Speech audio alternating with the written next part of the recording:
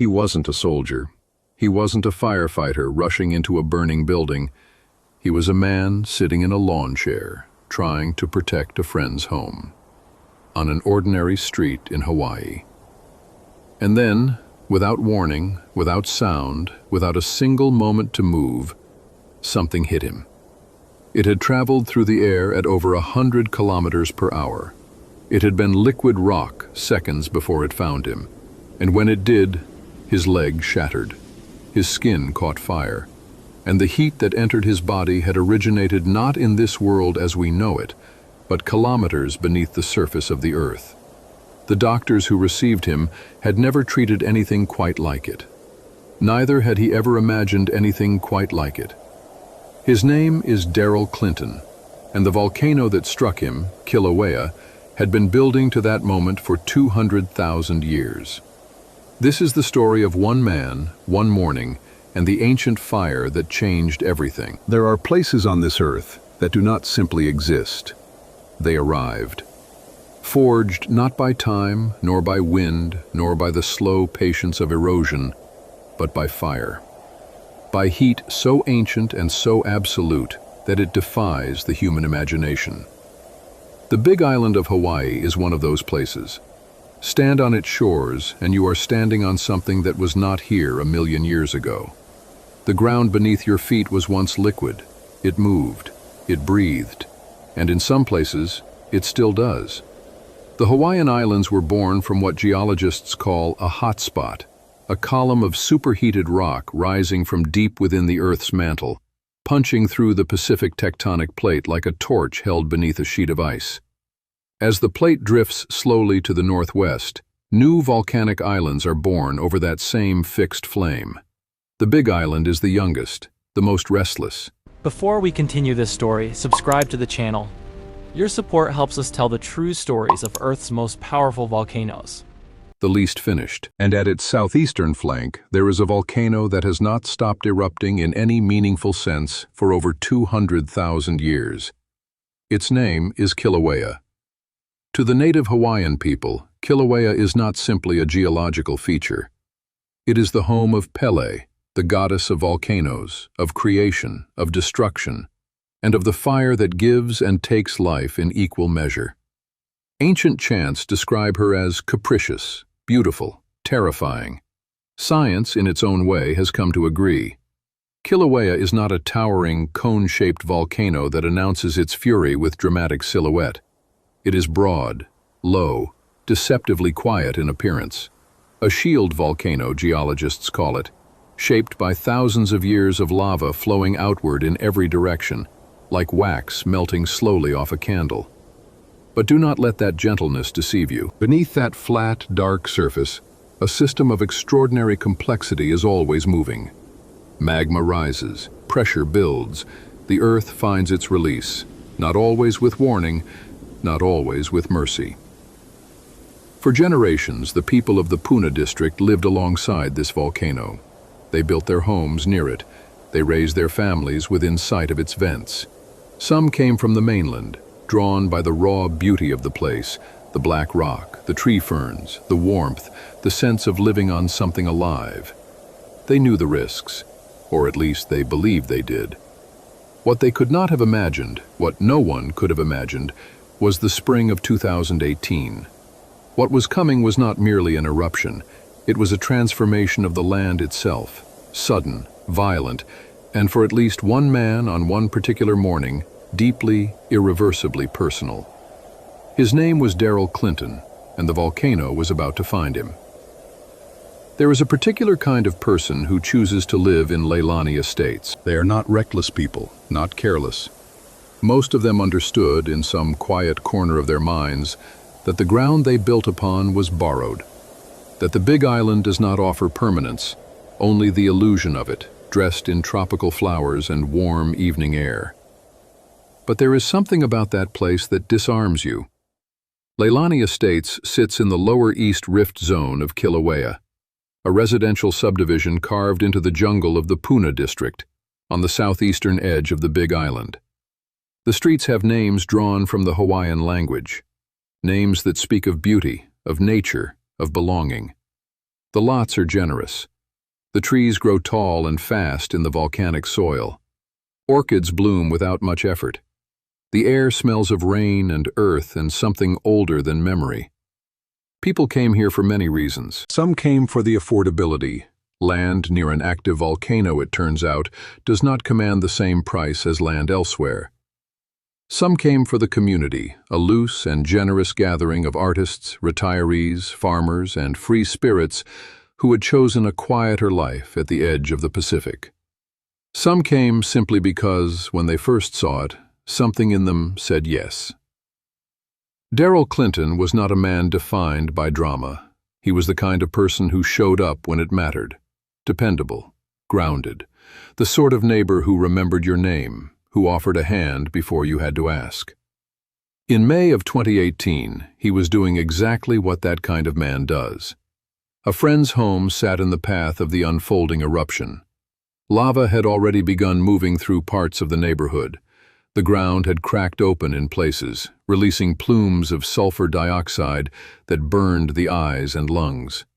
The air carried a warning that most living creatures would have heeded instinctively.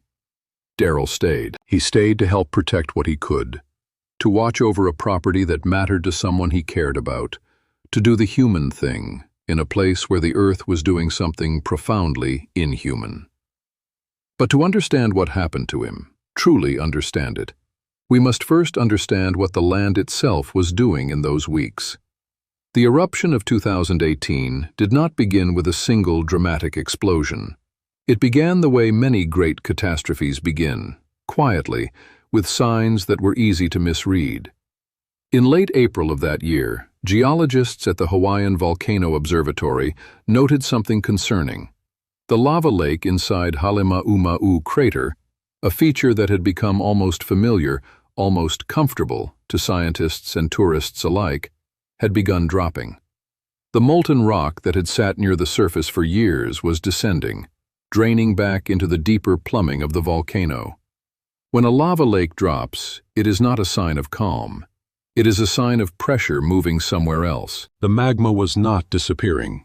It was migrating, pushing eastward through a network of underground fractures known as the East Rift Zone, a long, ancient weakness in the flank of the volcano that stretches from the summit all the way to the sea, toward Leilani Estates.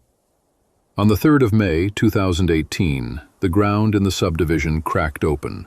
A fissure, a long, jagged tear in the earth's surface, appeared on Mohala Street. Then another, and another. Over the days that followed, more than 20 fissures would open across the neighborhood, some of them fountaining lava 30, 40, 60 meters into the air. The sound, witnesses said, was unlike anything they had words for. A deep, industrial roar, a hiss of steam, the crackling of rock splitting under pressures measured in thousands of atmospheres. Residents were ordered to evacuate. Most did. Some, for reasons both practical and deeply human, did not leave immediately.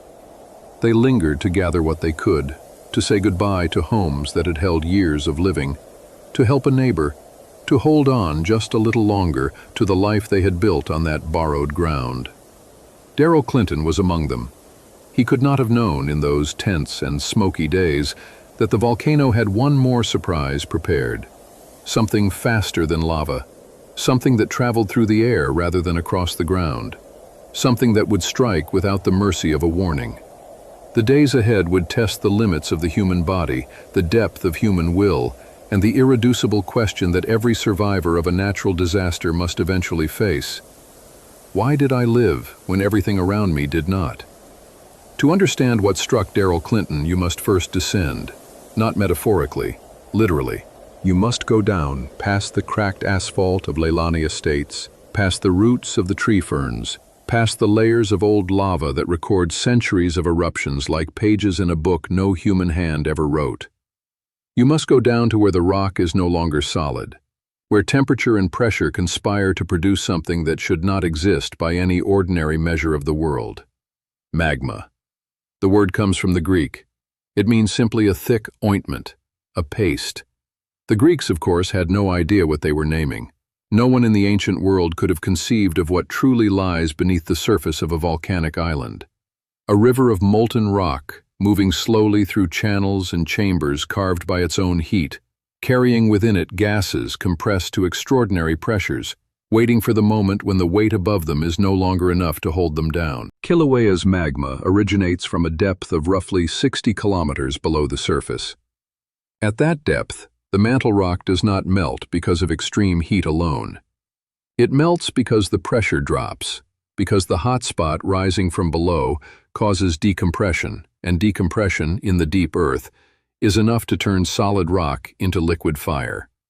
That liquid rises, slowly by human standards, quickly by geological ones. It collects in magma chambers, vast underground reservoirs where pressure accumulates over months and years. It moves through conduits and rift zones, following paths of least resistance carved by thousands of previous eruptions. And when it finally reaches the surface, it arrives carrying everything it has held under pressure for the entirety of its long journey upward, including its gases. This is the detail that most people overlook when they imagine a volcanic eruption. They think of lava, of slow-moving rivers of orange and red crossing the landscape like something from a painter's imagination. And yes, that is part of the story. But the gases within that lava are equally significant, and in some circumstances, far more dangerous. Kilauea's magma is rich in dissolved gases, water vapor, carbon dioxide, sulfur dioxide, and most critically, for what happened in 2018, volatiles that expand with extraordinary violence the moment pressure is released. When lava reaches the surface through a fissure, those gases escape. Most of the time, they escape gradually. The lava degasses as it flows, releasing its contents into the atmosphere in a process that is destructive but relatively controlled. But sometimes, under the right conditions, with the right geometry of underground chambers and surface vents, the release is not gradual. It is explosive. And when lava is expelled explosively, it does not simply pour, it is launched. Fragments of molten rock, torn from the surface of a lava lake or blasted from a vent by expanding gases, are hurled into the air at speeds that can exceed 100 kilometers per hour. Some fragments are small, fine droplets that cool quickly and fall as a dark, glassy rain called Pele's tears. Others are not small at all. Some are the size of a grapefruit, some the size of a basketball. Some larger still, dense, semi-molten masses of rock that travel in ballistic arcs through the air, cooling on the outside while remaining liquid within. Still radiating heat in excess of 1,000 degrees Celsius at their core. These are called lava bombs. The name is not metaphorical. They are projectiles, geological artillery, launched by a volcano that does not aim, does not warn, and does not distinguish between empty ground and occupied ground. In the fissure eruptions of 2018, lava bombs were documented traveling significant distances from their points of origin. The fountaining was sometimes spectacular, curtains of fire rising into the tropical sky, visible for kilometers. Beautiful in the way that only truly dangerous things can be beautiful. And in the neighborhood below, amid the smoke and the sulfur and the sound of the earth tearing itself open, people were still moving, still trying to save what could be saved, still believing, as human beings always believe in such moments, that the worst had either already happened or would happen to someone else. Daryl Clinton was outside. The sky above him was the color of ash and copper. The air tasted of sulfur. Somewhere nearby, a fissure continued its relentless work, spitting, fountaining, sending its molten contents upward into trajectories that no human eye could fully track. He did not see it coming. No one ever does. What happened next would last only a fraction of a second. But the consequences of that fraction of a second would take months, and in some ways, a lifetime to fully measure. The volcano had found him. There are moments in a human life that divide everything, not gradually, not with the slow accumulation of change that most of life is made of, but instantly, completely. The way a mirror shatters, one moment whole, the next moment something else entirely. For Darrell Clinton, that moment came on the morning of May 23, 2018. He was sitting on the porch of his friend's home on Nohea Street, inside Leilani Estates. The neighborhood around him was barely recognizable. Streets that had once been lined with mailboxes and flower gardens were now cracked and steaming. The smell of sulfur dioxide hung in the air like something physical, thick enough to taste, sharp enough to make the eyes water. In the distance, the glow of active fissures colored the horizon in shades of orange that had no business appearing in daylight. He had been monitoring the property, watching, waiting for signs that the lava flow might change direction, might threaten the structure more directly. It was the kind of vigil that made a certain kind of person feel useful in the face of something useless to resist.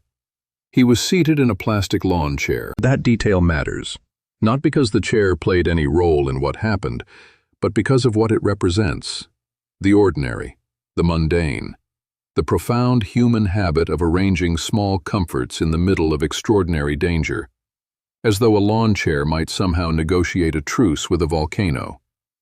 The lava bomb that struck him was launched from Fissure 8. Fissure 8 had, by late May, become the dominant eruption point of the entire 2018 event. It was fountaining with extraordinary force, sending lava 50, sometimes 80 meters into the air in continuous curtains of fire. The material it expelled traveled in every direction. Most of it landed close to the vent, building the cinder cone that would eventually rise to nearly 50 meters in height. But not all of it landed close. Ballistic calculations performed after the event by geologists from the United States Geological Survey confirmed that lava bombs from Fissure 8 were capable of traveling several hundred meters from their point of origin, farther than most observers had assumed possible. Darrell Clinton was within that range. The bomb that struck him hit his left leg with a force that witnesses and medical professionals would later describe as comparable to being struck by a cannonball. It weighed, by later estimates, approximately the size and mass of a large bowling ball. Its exterior had cooled to a dark crust during its flight through the air, but inside, at its core, it was still molten, still carrying the temperature of the Earth's interior. The impact shattered his tibia and fibula instantly, but the fracture, as catastrophic as it was not the most immediate threat. The heat was. The lava bomb did not simply strike him and fall away. It transferred its thermal energy into his flesh with a speed and intensity that the human nervous system is simply not designed to process. The burn was not like a kitchen burn or a fire burn or any burn that a person might have reference for. It was geological heat, primordial heat, the kind of heat that turns rock into liquid kilometers below the surface of the Earth. His leg caught fire. Those words sound dramatic. They are not meant to be. They are simply accurate. The material in contact with his skin and clothing ignited what it touched, and for several seconds that those present would later describe as feeling impossibly long, Darrell Clinton was burning. He did not lose consciousness immediately. That, in its own way, is one of the most harrowing details of this story. He was aware. He felt it. The human nervous system, confronted with damage of this magnitude, responds with a cascade of signals so overwhelming that the brain struggles to organize them into anything coherent. Pain, yes, but something beyond pain. Something that survivors of severe burns consistently describe not as sensation, but as presence, as though the injury itself has become a living thing occupying the same space as the body. The people nearby reached him quickly. They extinguished the fire. They called for help. They did what people do in the immediate aftermath of catastrophe. They acted, because action is the only alternative to helplessness. And helplessness was not something any of them could afford in that moment. Emergency services were summoned. The evacuation that followed was complicated by the state of the roads. Several routes through Leilani Estates had already been cut off by lava flows, forcing responders to navigate around the same hazards that had produced the injury in the first place. Darrell Clinton was transported to the burn center at Straub Medical Center in Honolulu. He was alive. What lay ahead of him, the surgeries, the pain, the slow and grinding process of reconstruction, would demand more from him than the volcano had already taken. But first, he had to survive the night. And the volcano, indifferent as ever, continued to fountain into the Hawaiian sky. The human body is, in many ways, a marvel of endurance. It heals cuts, it fights infection, it mends broken bones with a quiet, cellular diligence that requires no conscious instruction. Given time and the right conditions, it rebuilds itself from damage that would seem, to any outside observer, irreparable. But there are limits. And burn trauma, deep, severe, caused by heat of volcanic intensity, pushes against those limits in ways that few other injuries can match. When Daryl Clinton arrived at the Straub Medical Center burn unit in Honolulu, the medical team that received him understood immediately the scale of what they were facing. This was not a common burn, not the kind produced by a household accident or even an industrial one.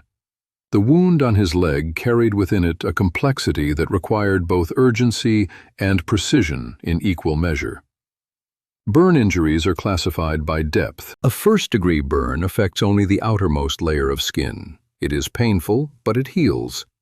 A second-degree burn penetrates deeper, into the dermis, and produces the blistering and weeping that most people associate with serious burns. A third-degree burn destroys the full thickness of the skin entirely. The nerve endings are gone. Paradoxically, the deepest burns are sometimes the least immediately painful, because the very tissue that registers pain has been obliterated. Daryl Clinton's burns were severe, deep. In medical terminology, full thickness in the areas of greatest contact. But the burns were only part of the crisis. The shattered bones of his lower leg presented their own urgent demands. The tibia, the larger of the two bones running from knee to ankle, had been fractured with traumatic force. The fibula alongside it similarly compromised. In any other circumstance, this alone would have been the defining medical emergency of the event. Orthopedic injuries of this severity require surgical stabilization, careful management of swelling, and vigilant monitoring for complications that can develop in the hours and days following impact. Here, the fracture and the burn occupied the same wound. That combination, thermal injury layered over traumatic fracture, creates a medical environment of exceptional difficulty. The heat damages the soft tissue that surrounds the bone, compromising the blood supply that healing requires. The fracture itself disrupts the structural integrity of the limb at precisely the moment when the surrounding tissue is least capable of supporting recovery. The surgical team faced decisions that carried no easy answers. In severe burn care, the first priority after stabilization is something called debridement, the careful removal of dead and damaged tissue from the wound. It is a process that sounds straightforward and is anything but. Dead tissue, if left in place, becomes a site of infection. In a patient already under the physiological stress of major trauma, infection can escalate with devastating speed. The immune system, overwhelmed by the initial injury, is ill-equipped to fight a secondary battle. So the surgeons removed what could not be saved. Then came the question of coverage. When skin is destroyed over a significant area of the body, the wound cannot simply be left open. The body loses fluid, it loses heat, it loses its primary barrier against the microscopic world that surrounds us constantly and that our intact skin keeps, without our awareness, perpetually at bay. Skin grafting, the transfer of healthy skin from one part of the body to cover a damaged area, is one of the foundational procedures of burn surgery. It is also one of the most demanding, both for the surgical team performing it and for the patient enduring it. The donor site, the place from which healthy skin is harvested, becomes its own wound, requiring its own healing. The patient, in a sense, is asked to be injured twice in service of recovery. Daryl Clinton underwent multiple procedures. The days in the burn unit passed in the particular way that serious illness makes time pass, simultaneously too slow and too fast. Too slow in the hours of pain and waiting. Too fast in the sense that the body's resources were being consumed at a rate that left little margin for anything other than the work of survival. His medical team monitored him with the close attention that this level of injury demands. fluid balance, infection markers, the condition of the grafts, the circulation in the damaged limb. Each variable a thread in a web of interdependencies, each one capable of pulling others into crisis if it shifted too far in the wrong direction. Pain management in severe burn care is one of medicine's most humbling challenges. The pain of a serious burn does not peak at the moment of injury and then diminish. It persists, it evolves. It changes character as the wound changes, as dead tissue is removed, as grafts are applied, as nerve endings in the healing margins of the wound begin to reawaken. Some patients describe the daily wound care process, the cleaning, the dressing changes, the necessary handling of tissue that has no protection left, as among the most difficult experiences of their lives. Daryl Clinton endured it, not without cost, not without moments that tested the deepest reserves of whatever it is in a human being that chooses again and again to continue. But he endured it. Outside, beyond the walls of the hospital, beyond the stretch of ocean between Honolulu and the Big Island, Kilauea continued its work. Fissure 8 continued to fountain. The lava continued to flow. The neighborhood of Leilani Estates continued to disappear beneath black rock that would, in time, become the newest surface of the Earth's youngest island. The volcano did not pause to consider what it had done. It never does. But in a hospital room above the Pacific, a man was fighting back. And that, in the oldest and most human sense of the word, mattered. While Daryl Clinton fought his private battle in a hospital room in Honolulu, the volcano was fighting its own. And the volcano, it must be said, was winning. The eruption of 2018 was not, by geological standards, the largest in Kilauea's long history. The volcano has produced events of far greater magnitude in its 200,000-year existence. Events that reshaped entire coastlines. Events that buried landscapes so completely that no trace of what came before survives. But by the standards of living memory, by the standards of the people who called the Puna district home, what happened in the spring and summer of 2018 was unlike anything any of them had ever witnessed, and unlike anything the modern world had seen from this volcano in decades. It began, as we have seen, with the migration of magma eastward through the lower East Rift Zone, with the cracking of streets, with the opening of fissures that turned quiet residential roads into landscapes from another world. But in late May, something shifted. Fissure 8, the vent that had already demonstrated its capacity for violence by the time it struck Daryl Clinton, did not diminish after that event. It intensified. By the first days of June, Fissure 8 had consolidated into the dominant eruption point of the entire event. The other fissures, most of them, had quieted or closed. The volcano's energy was concentrating, focusing, pouring itself through a single channel with a ferocity that geologists monitoring the situation from the Hawaiian Volcano Observatory watched with a mixture of scientific fascination and undisguised alarm. The lava fountain at Fissure 8 reached heights of up to 80 meters. 80 meters. To put that in perspective, that is taller than a 20-story building.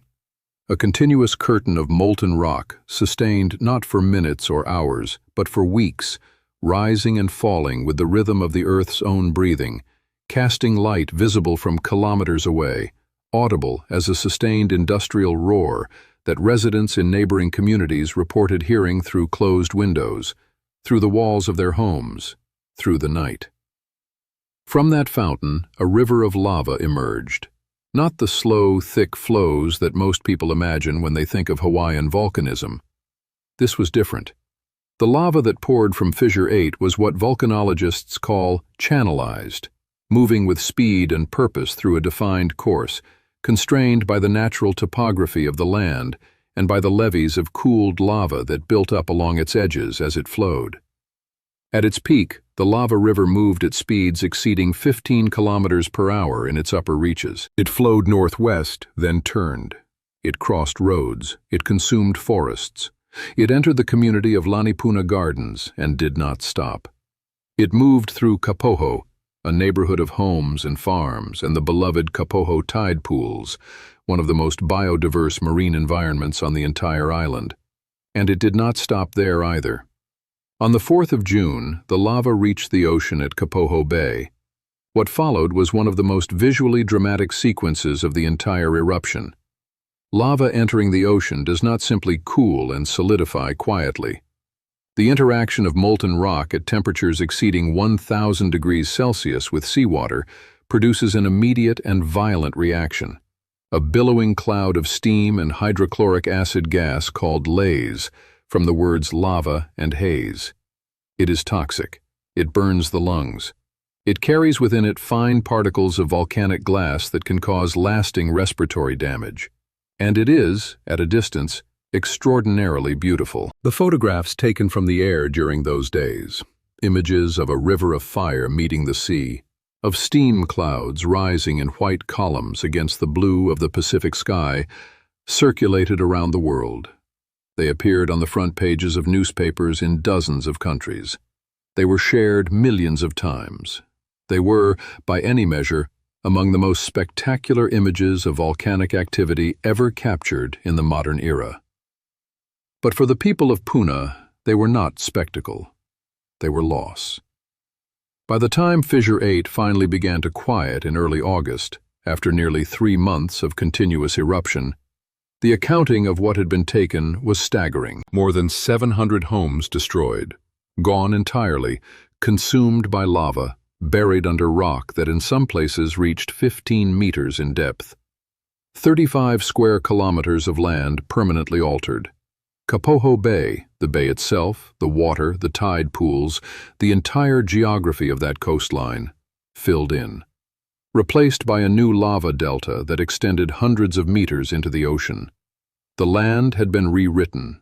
In the most literal sense possible, the map of the Big Island's southeastern coast was different after the summer of 2018 than it had been before it. New ground had been created. The earth, in its ancient and indifferent arithmetic, had taken much and given back something. Not something that the displaced residents could live on, not something that replaced what had been lost, but something real, something permanent, something that would still be there long after every human memory of the event had faded. That is the nature of this place. That has always been the nature of this place. The island grows, the people grieve, and the volcano, its work momentarily complete, settles back into its long, slow patience, waiting, as it always waits, for the next time. There is a particular silence that follows catastrophe. Not the silence of peace, not the silence of rest. It is the silence of aftermath, of a world that has been rearranged so completely that the ordinary sounds of life no longer know where to place themselves. The residents of Leilani Estates and the surrounding communities of Puna knew that silence well by the late summer of 2018. The fountaining had stopped. Fissure 8 had gone quiet. The lava river that had moved with such terrifying purpose through their neighborhoods had cooled and hardened into a black, lunar landscape that stretched to the horizon. The smell of sulfur still lingered in the air, faint but persistent, like the memory of something that refuses to fully depart. And the people who had been displaced, more than 2,000 of them, began the slow, disorienting process of understanding what remained of their lives. For some, nothing remained. Their homes were under meters of rock. The streets they had walked every morning no longer existed. The trees they had planted, the gardens they had tended, the small and irreplaceable accumulations of a life, photographs, letters, the particular chair by the particular window, all of it was gone, permanently, without appeal. Insurance, where it existed, covered some of what was lost. It covered none of what mattered most. For Daryl Clinton, the silence of aftermath arrived in a different form. It arrived in the quiet of a hospital room, in the space between procedures, between the visits of medical staff, between the measured rhythms of monitoring equipment. In the hours when there was nothing to do but exist inside a body that had been profoundly, violently changed, and begin the long, uncertain negotiation with what that change would mean. His physical recovery was, by any measure, extraordinary in its demands. The burns required ongoing care long after the initial surgeries. Skin grafts, once placed, do not simply integrate and disappear. They must be monitored. They must be protected. They go through phases of healing that introduce their own discomforts, their own complications, their own setbacks. The tissue changes. The sensation changes. The body, rebuilding itself cell by cell, does not always follow the trajectory that medicine predicts for it. The leg itself, the shattered bones, the compromised soft tissue, required its own parallel course of treatment. Orthopedic stabilization, careful assessment of healing, physical therapy that began, in its earliest form, as something almost absurdly modest. Small movements, small efforts, the body relearning gestures it had performed without thought for decades. But Darrell Clinton worked. Those who knew him described a quality of determination that was, in the context of what he was enduring, quietly remarkable. Not the dramatic, performative resilience that stories sometimes manufacture for their subjects. Something quieter than that, and therefore more real. A daily commitment to showing up for the next thing, the next exercise, the next procedure, the next morning, without the guarantee of knowing how far that commitment would ultimately carry him. Recovery from severe burn and orthopedic trauma is measured not in weeks, but in months. In some dimensions, in years. The physical scars of a deep burn do not disappear. They evolve, changing in texture and color and sensitivity as the months pass, but they remain. They are permanent. They become part of the geography of the body in the way that the new lava fields became part of the geography of the Big Island. Irrevocably, without the possibility of return to what was before. And alongside the physical recovery, quieter and less visible but no less demanding, ran the psychological one. Surviving a traumatic event of this magnitude does not conclude when the medical crisis resolves. The mind, like the body, carries its wounds into the aftermath. The sudden intrusive memory, the hypervigilance, the complex relationship with ordinary sensory experience, heat, sound, the smell of something burning, that trauma installs in the nervous system with a persistence that therapy can address, but not simply erase. Darrell Clinton spoke, in interviews given in the months following his injury, with a directness and a reflective quality that those who heard him found striking. He did not dramatize what had happened to him. He did not minimize it either. He described the experience with the measured honesty of someone who had looked at something very large and very dark and had chosen, consciously, to continue looking, rather than turn away. He was grateful to be alive. He said so plainly, without performance, in the way that only people who have genuinely stood at the edge of not being alive can say it, as a statement of fact, rather than a sentiment. The community around him, fractured and displaced as it was, offered what it could.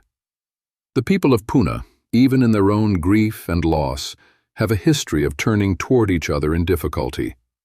It is part of the culture of that place, a generosity that exists, perhaps, because living alongside an active volcano teaches a certain clarity about what is actually important. Time, in its quiet way, continued its work. The lava fields cooled. The displaced families made decisions, some choosing to rebuild elsewhere on the island, some leaving Hawaii entirely, some staying in temporary housing while they waited to see what the future might offer. The Hawaiian Volcano Observatory continued its monitoring. Scientists published papers. Geologists mapped the new coastline. And in the wider world, the 2018 eruption began its gradual transition from current event to historical record. But for the people who lived it, and most particularly for one man who had sat in a lawn chair on a smoke-filled street and survived something that by every reasonable measure he should not have survived, it would never be history in that detached, academic sense. It would always be something else, something personal, something carried in the body, something written, permanently and without erasure, into the story of a life. There is a question that follows every great eruption. Not the scientific question, not the how of magma migration or the why of rift zone dynamics. Those questions have answers, or at least the systematic pursuit of answers, in the work of the men and women who dedicate their careers to understanding what lies beneath the surface of this restless planet. The question that follows every great eruption is older than science. It is the question that human beings have been asking since the first of our ancestors watched a mountain open and pour fire across the landscape and survived to wonder about it afterward. What are we supposed to learn from this? It is not a question with a single answer. It is not even, perhaps, a question that admits of answers in the conventional sense. But it is a question worth sitting with, worth turning over slowly, the way you might turn over a piece of dark volcanic rock and examine what the light reveals in it. The 2018 eruption of Kilauea taught many things to many different people. To the scientists at the Hawaiian Volcano Observatory, it taught humility. For all the sophistication of modern volcanology, for all the seismometers and GPS sensors and gas analyzers and satellite imaging systems that have transformed the study of volcanic systems over the past half-century, the 2018 event produced surprises. The speed of the magma migration, the vigor of Fissure 8, the volume of lava output, which at its peak exceeded 100 cubic meters per second. These were not fully predicted. They were not fully anticipated. And that gap between what the instruments measured and what the volcano actually did is not a failure of science. It is a reminder of the limits of human knowledge when applied to systems of planetary complexity. The Earth is not fully legible. It may never be. Dr. Tina Neal, who served as scientist in charge at the Hawaiian Volcano Observatory during the 2018 eruption, reflected afterward on this tension between monitoring capability and predictive certainty. The tools available to her team were, by historical standards, extraordinary. Real-time data streams, continuous surveillance, a network of instruments that would have been unimaginable to the volcanologists of a generation earlier. And still, the volcano held surprises. That, she noted, is the nature of the work. You monitor, you interpret, you communicate what you know and what you do not know with equal honesty. And you remain always genuinely humble before the scale of what you are trying to understand. To the people of Puna, the eruption taught something different. It taught them, or perhaps confirmed for them, something they had always known but had set aside in the ordinary business of living, that the land they occupied was not merely a backdrop to their lives. It was a participant, active, unpredictable, capable of rewriting every plan, every assumption, every accumulated investment of time and love and labor in a matter of days. Some of them emerged from that knowledge with bitterness, with a grief that did not soften easily or quickly, with a legitimate anger at the particular cruelties of a disaster that took so much from so many people who had built so carefully and loved so genuinely what they had built. That anger deserves respect. It is the appropriate human response to loss of that magnitude. But others, and this is perhaps the more remarkable thing, emerged with something that is difficult to name without risking sentimentality, but that was real and observable in the accounts of those who experienced it. A kind of clarity. The eruption stripped away, with volcanic thoroughness, everything that was not essential. And what remained, after the lava had taken the houses and the cars and the gardens and the accumulated objects of decades, was the irreducible core of what had actually mattered. The people, the relationships, the knowledge that you had shown up for someone when showing up was difficult. The memory of a neighbor who had stayed when others had left, who had tried to protect what could not ultimately be protected, and who had paid a price for that loyalty that no one could have anticipated. Daryl Clinton's story became, in the months following the eruption, something that the community of Puna held on to. Not because it was a story of heroism in any cinematic sense, not because he had accomplished something dramatic or prevented some larger catastrophe, but because it was a story of ordinary human decency operating in extraordinary circumstances, and because he had survived to tell it. His survival mattered to people, It mattered in the specific, local, irreplaceable way that one person's survival matters to the people who know them, to his friends, to his neighbors, to the community that had been scattered by the eruption and was slowly, painfully finding its way back to itself. There is a concept in Hawaiian culture, kuleana, that does not translate cleanly into English, but carries within it the intertwined ideas of responsibility, privilege, and the rights that come from genuine relationship with a place and its people. To have kuleana is to be accountable, to belong, in the deepest sense, to something larger than yourself. Daryl Clinton, sitting on that porch on Nohea Street, was living his kuleana. The volcano did not recognize it. The volcano does not recognize anything. It is fire and pressure and the ancient mathematics of the Earth's interior, and it operates entirely without reference to human virtue or human need. But the people who heard his story recognized it.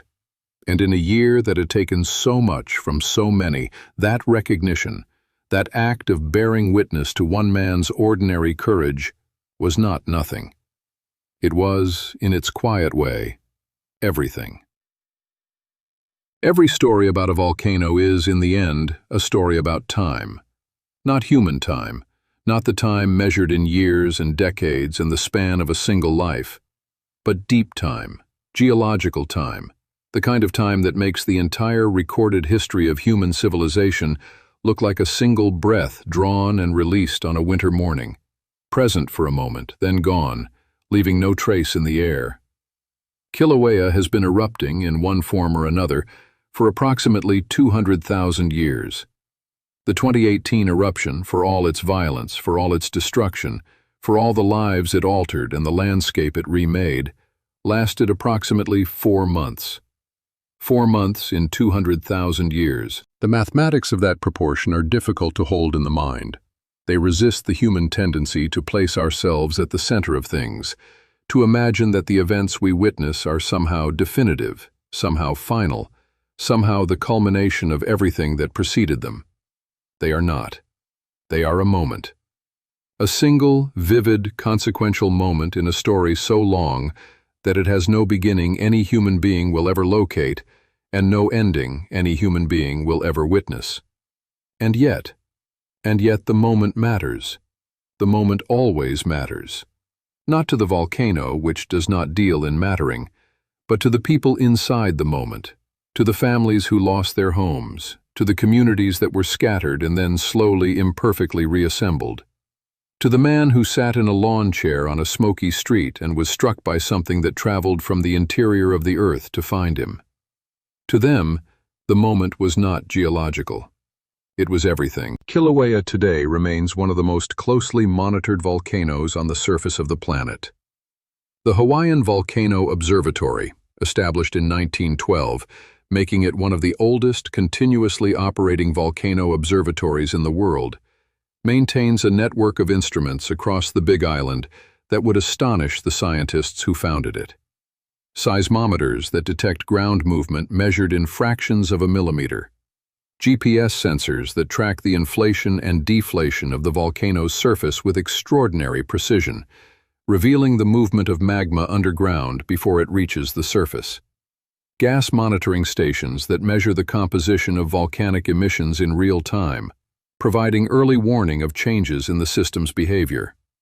After 2018, that monitoring network was expanded and improved. The eruption had revealed gaps, had demonstrated, with the particular clarity that only a major event can provide, where the existing systems needed strengthening. New instruments were deployed, new protocols were developed. The communication pathways between scientists and emergency managers and the public were examined and, in many cases, rebuilt. Science, at its best, learns from what it does not predict. The people of Puna, too, have adapted. The communities most affected by the 2018 eruption have not simply disappeared, absorbed into the broader landscape of Hawaii like the lava flows that displaced them. They have reconstituted themselves, differently, in different places, with different shapes, but with a continuity of identity that speaks to something deep and genuine about what it means to belong to a particular piece of the earth. Some families rebuilt on higher ground, outside the zones of greatest volcanic hazard. Some moved to other parts of the island. Some left Hawaii entirely, carrying with them the particular combination of grief and gratitude that displacement from a beloved place always produces. The lava fields that cover the former neighborhoods of Leilani Estates and Lanipuna Gardens, and the shoreline where Kapoho Bay once opened to the sea, are not empty, as they might appear from a distance. They are the beginning of something. Volcanic rock weathers slowly.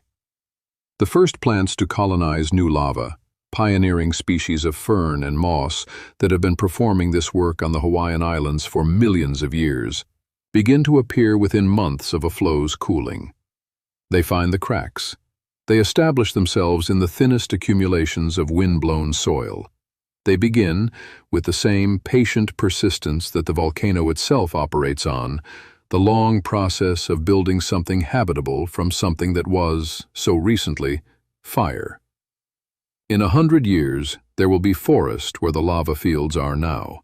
In 1,000 years, the new coastline created by the eruption will have its own ecology, its own communities of coral and fish, its own particular beauty. The earth does not mourn what it remakes, but the people who loved what was there before, they mourn. And their mourning is right and appropriate and fully human. It does not contradict the geological reality. It exists alongside it, in the space where human experience and planetary process meet and must somehow find a way to coexist. Darrell Clinton, in the years following his injury, continued his recovery. The road was long. It remains long. There are dimensions of what happened to him on that May morning that will not resolve cleanly into a story of complete restoration. The body remembers. The scars remain.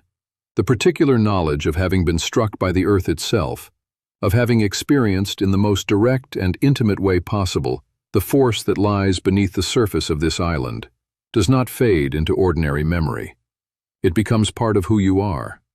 He has spoken, when he has spoken about it, with the quiet authority of someone who has earned the right to say difficult things simply. He was on that porch because it mattered to him to be there.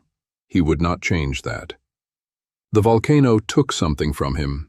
It also, in the strange arithmetic of survival, gave him something. A clarity about what endures, about what is worth protecting, about the kind of person he was and chose, in the testing, to remain. That is not a comfortable lesson. It is not a lesson anyone would choose, but it is a real one.